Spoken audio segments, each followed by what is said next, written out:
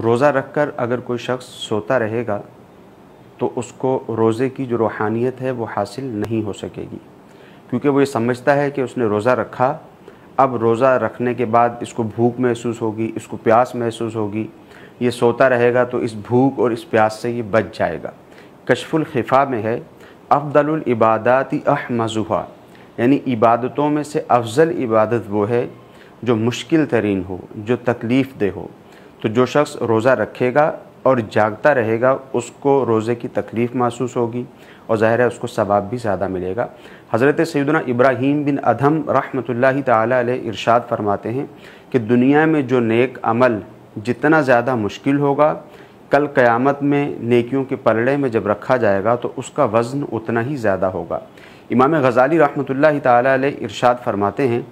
कि रोज़ादार के लिए सुन्नत यह है कि वो कम सोए,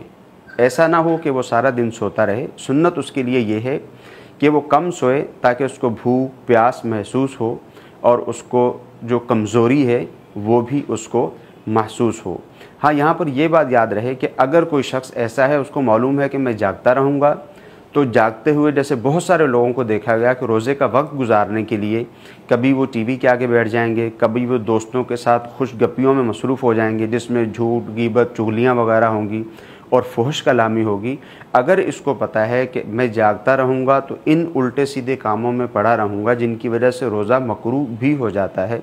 तो ऐसी सूरत में अब अगर ये ज़्यादा सोएगा तो बेशक इसके लिए ज़्यादा सोना ही बेहतर होगा।